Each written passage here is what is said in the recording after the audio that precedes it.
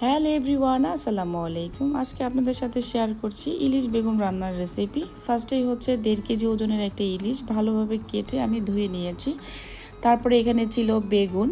এখানে আসলে অনেক ধরনের বেগুন পাওয়া যায়, তার মধ্যে যেটা মিডিয়াম সাইজের ছিল ওইটাই আমার কাছে খেতে বেশি ভাল লাগে, ওইটাই আমি কেটে ধুয়ে নিয়েছি। এখানে ছিল হচ্ছে লবণ আর হচ্ছে হলুদ দিয়ে আমি মাছটাকে 10 মিনিটের জন্য মাখিয়ে রেখে দিয়েছি। তারপরে হচ্ছে এখানে মশলা ছিল, ইলিশ মাছে আসলে অত মশলা লাগে না। আমি ফার্স্টে মশলাগুলো ভালোভাবে কষিয়ে নিয়েছি। এখানে ছিল পেঁয়াজ বাটা, ছিল জিরের গুঁড়া এবং হালকা একটু ধনিয়ার গুঁড়া, কাঁচামরিচ ছিল, হলুদ ছিল আর অল্প একটু শুকনো মরিচ ছিল। তারপরে এই যে মাছটা আমি কষাচ্ছি, মাছটা কিন্তু যত সুন্দরভাবে কষানো হবে খেতে অনেক মজা লাগবে। তারপরে মাছটা উঠিয়ে নিয়েছি আমি। এর মধ্যেই আমি দিয়ে দিব কাটা সেই বেগুনগুলা কিন্তু সুন্দরভাবে কষানো লাগবে।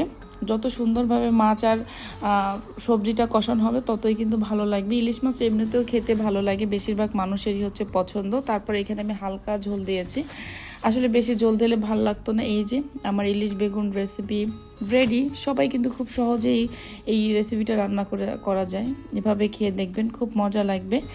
আজ এ পর্যন্তই। সবাই ভালো থাকবেন, সুস্থ থাকবেন আর সবার জন্য দোয়া করবেন। আর কেমন লাগলো সেইটাও জানাবেন। Bye bye.